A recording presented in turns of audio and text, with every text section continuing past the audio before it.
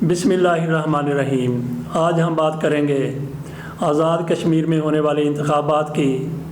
وہاں پہ تحریک انصاف نے میدان مار لیا ہے، دوسرے نمبر پر پیپلز پارٹی رہی ہے، اس کو غیر متوقع نتیجہ کہا جا سکتا ہے، اور مسلم لیگ نون جس کا وہاں پہ بہت زیادہ شور شرابہ تھا۔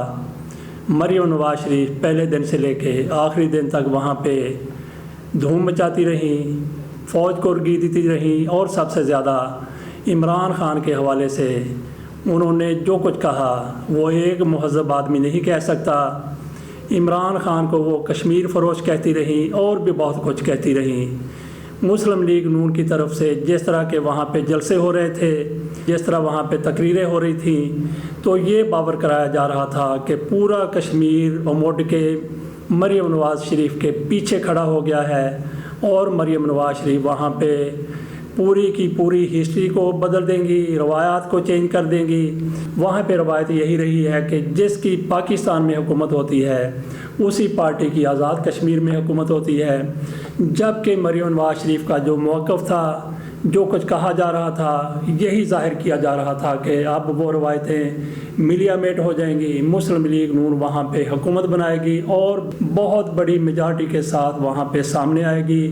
لیکن مسلم لیگ نون وہاں پہ جو کچھ اس کے ساتھ ہو گیا ہے اسی طرح کا ہوا ہے، جیسے پنجابی میں کہتے ہیں کہ اس کے ساتھ ہوئی ہے، ایسی ہی مسلم لیگ نون کے ساتھ وہاں پہ ہوئی ہے۔ 45 سیٹوں میں سے صرف 5 سیٹیں مسلم لیگ نون جیت سکی ہے۔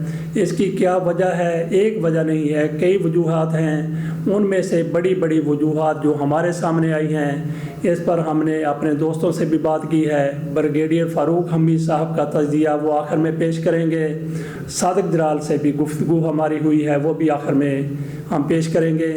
تو جو ہمارے سامنے وجوہات آئی ہیں مسلم لیگ نون کے ہارنے کی اور تحریک انصاف کے جیتنے کی، وہ یہ ہو سکتی ہیں کہ مریم نواز شریف کی طرف سے وہاں پہ شیم اور سیم پیج کی بات کی گئی، تو وہاں پہ ہر گھر میں دوسرا آدمی فوج میں ہے آزاد کشمیر میں۔ بالکل اس میں شک و شبہ والی کوئی بات نہیں ہے کہ ہر گھر کا دوسرا شخص فوج میں ہے۔ جب فوج کے خلاف ایسی باتیں کی گئیں اور فوج کے خلاف یہ بھی کہا گیا کہ فوج کی تنخواہیں کیوں بڑھا دی گئی ہیں، وہ اس کا بھی ان گھرانوں میں، ان خاندانوں میں اثر ضرور ہونا تھا، منفی اثر ہونا تھا جو لوگ وہاں پہ فوج میں ہیں۔ اور یہ بھی ایک حقیقت ہے کہ کشمیریوں میں سے ہر گھر کا ایک فرد تقریباً وہ بیرون ملک ہے، دوسرے ملک گیا ہوا ہے روزگار کے سلسلے میں۔ تو مریم نواز شریف کی طرف سے، مسلم لیگ نون کی طرف سے اوورسیز ووٹر کی شدید مخالفت کی گئی۔ یہ بھی ایک وجہ ہو سکتی ہے کہ لوگوں نے اس پارٹی کو مسترد کیا ہو۔ یہاں پہ ہم یہ بات بھی کر دیں کہ ایک ووٹ ہوتا ہے جو پارٹی کو ہر صورت میں اس کی لیڈرشپ کی وجہ سے ملنا ہوتا ہے، لیکن کچھ لوگ ایسے ہوتے ہیں جو آخری روز ساری پارٹیوں کا منشور دیکھ کے، ان کا پروگرام دیکھ کے فیصلہ کرتے ہیں کہ کس پارٹی کو ووٹ دینا ہے۔ ایسے ووٹ کو میں سمجھتا ہوں کہ وہ معلق ووٹ ہے، وہ کسی بھی طرف آخری دن جا سکتا ہے۔ تو میاں نواز شریف کی طرف سے وہ معلق ووٹ جو مسلم لیگ نون کو مل سکتا تھا، وہ میاں نواز شریف نے زبردستی سے تحریک انصاف کو ڈلوا دیا ہے۔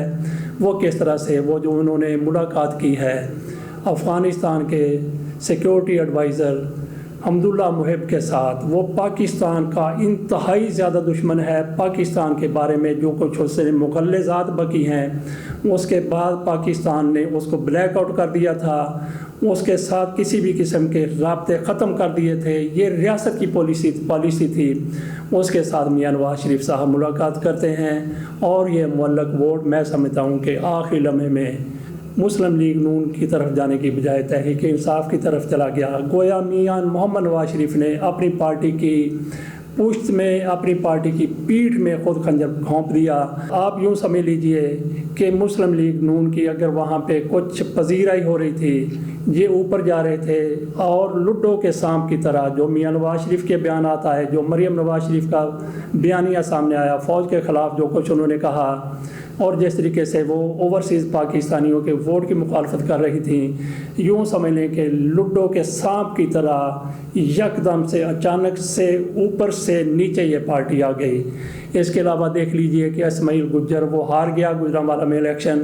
اس نے کیا کہا کہ اگر یہاں پہ گڑبڑ ہوئی، یہاں پہ دھاندلی ہوئی، یہاں پہ جو کہ ڈی سی او کر رہے ہیں یا ڈپٹی کمشنر کر رہے ہیں، اگر یہ ہوتا رہا تو میں انڈیا کو بلاؤں گا، میں انڈیا کو پکاروں گا. کل میاں نواز شریف بھی فرسٹریٹڈ ہو کر ایسا ہی بیان دے سکتے ہیں. آخر میں ہم بات کر لیتے ہیں کہ مریم نواز شریف کی طرف سے کہا گیا ہے کہ میں ان انتخابات کے نتائج کو تسلیم نہیں کرتی. میں نے وہ نتائج بھی تسلیم نہیں کیے تھے جو پاکستان میں 2018 کے انتخابات کے بعد آئے تھے.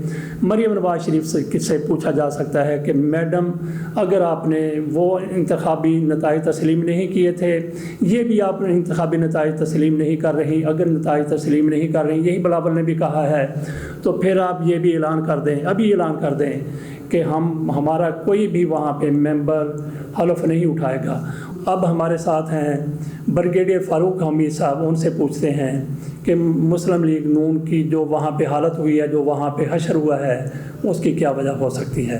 پہلی بات تو یہ ہے جو میں نے ٹویٹ پہ کیا ہے، مریم نواز نے مروایا شریف فیملی کو، مریم نواز نے مروایا پی ڈی ایم کو، مریم نواز نے مروایا ہے اپنا پی ایم ایل این کو. اس کا جو نیریٹو ہے، جس طرح وہ ایک وینم جس کو کہتے ہیں نا زہر لے کے اگلتی اور وہ باہر نکلتی ہے، وہ لوگوں کو بالکل وہ نیریٹو لوگ ایکسپٹ نہیں کر رہے، چاہے پاکستان میں چاہے آزاد کشمیر میں.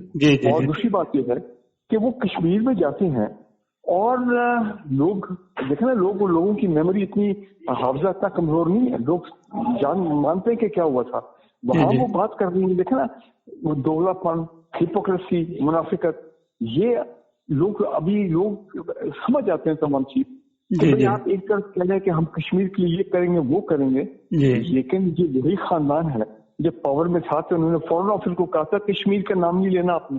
جی بالکل. اور جو کشمیر میں جو لوگ مظالم کر رہے ہیں، وہ ان کا یار تھا، وہ ان کا دوست تھا، وہ ان کو بلا رہے اپنا خاندان شادی کو بلا رہا. رائے ون میں اجیت دوول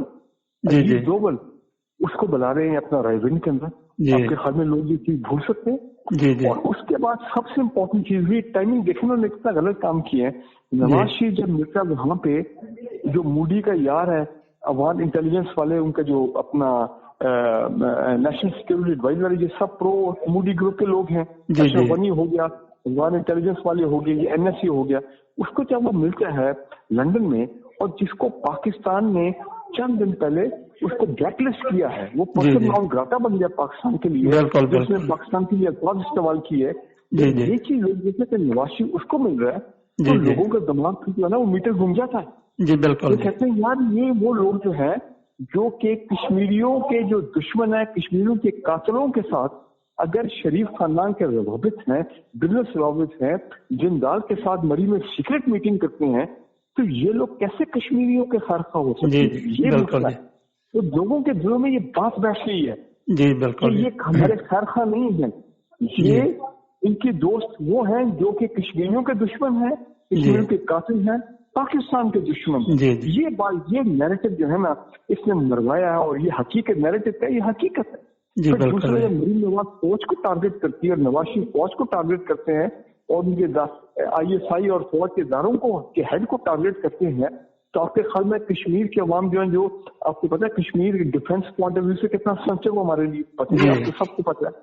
تو وہ لوگ، اور یہاں پہ ساری فوج ڈپلائڈ ہے کشمیر میں، تو وہ لوگوں کے دلوں سے لگتی ہے کہ یار یہ مطلب کس قسم کے لوگ ہیں. اب پیپل پارٹی نے یہ بات نہیں کی ہے، کبھی نہیں ایسا کرتے. 11 سیٹیں لے گئے پیپل پارٹی والے، اور ان کی 3 یا 4 سیٹیں اب آپ مجھے بتائیں. اور میں آپ کو آج بتا رہا ہوں اگلے الیکشن میں جو مین بڑا الیکشن آ رہا ہے، میں نے ٹویٹ کیا ہے، میں نے کہا عمران خان کو مریم نواز کا شکریہ ادا کرنا چاہیے کہ اس نے مروایا اس خاندان کو، اس نے سارا کروایا ہے یہ پی ایم ایل این اور پی ڈی ایم کو. اور یہ اگلے الیکشن میں 2023 میں یہ عمران خان لینے جا رہا ہے 2/3 میجورٹی. یہی مریم نواز کے پاس نکلے گی کیمپیننگ کے لیے، تو الٹا اس کا الیکشن یہی ہوا. یہاں جب وہ کیمپین کرتی ہے وہ زہر اگلتی ہے اور زہریلے منشٹ کے ساتھ ملتی ہے تو لوگ بڑے پریشان ہو جاتے ہیں. جی بالکل. اور پھر جب ووٹنگ کا ٹائم آتا ہے لوگ کہتے ہیں یہ لوگ ٹھیک ہی نہیں. یہی تو سارا مسئلہ ہوا. تو میں تو کئی دفعہ مذاق میں کہتا ہوں مریم نواز تو لگتا ہے پی ٹی آئی کی ایجنٹ ہے. جی ٹھیک ہے. ब्रिगेडियर फारूक हमीद साहब ने बिल्कुल दुरुस्त तजिया किया है। इसके साथ ही हम कश्मीरी लीडर सादिक जलाल साहब से, जो कश्मीर सेंटर के पाकिस्तान में हेड हैं, उनकी तरफ चलते हैं, उनसे भी यही सवाल करते हैं। जी जनाब सादिक जलाल साहब। सबसे बड़ी वजह ये है कि वो एक तो 5 साल हुकूमत की है और कारकुनों को बुलाई नहीं किया और पब्लिक को डिलीवर नहीं किया। तरक्याती काम, सड़कों का बुरा हाल है, तरक्याती काम नहीं हुए। और उसके बाद जो सिस्टम बन रहा है, हमारे जो प्राइम मिनिस्टर आए फरूक हैदर खान, उनका अपना एक स्टाइल है। जैसे वो MSF के या PSF के स्टूडेंट होते हैं, तो वो अदारों को भी बुरा भला कहना और प्राइवेट पाकिस्तान को बुरा भला कहना, और कभी कभी तो बहुत ज्यादा ओवर हो जाते हैं, जिसमें काफी सारी उन्होंने अपने लिए मुश्किलें पैदा करनी है जी। उसकी बुनियादी वजह यही है। दूसरी बात ये, इमरान खान जब ये कहता है कि मैं सफीर हूँ कश्मीर का, उसने हक भी अदा किया है। अगर UN में जाए या अमेरिका प्रेसिडेंट से मुलाकात करे या किसी से मिले हो या अपनी पार्लियामेंट में हो या हो, वो बात क्लियर कट करता है वो। जैसे अभी इंडिया को मुज़ाकरात ने इंडिया का आता, तो इसने साफ कहा जी पहले वो जो अपने रूल जो बुलडोज किए उनको अब बहाल कर, उसकी कश्मीर की हैसियत को बहाल करें, इंशाल्लाह फिर आपसे मुज़ाकरात होंगे। तो वो उसने बहाल नहीं किया आज तक, ये वजह है। हमने आपके सामने आज़ाद कश्मीर के इंतखाबात में जो कुछ हुआ, जिस तरीके से वहाँ पे मुस्लिम लीग नून को बदतरीन शिकस्त का सामना करना पड़ा है और वहाँ पे तहरीक इंसाफ जीत गई है कि उनको 26 नशिस्तें मिली हैं, गोया उनको हुकूमत बनाने के लिए किसी और की हमायत की ज़रूरत नहीं है। इसके साथ ही इजाज़त दीजिए। अल्लाह हाफ़िज़।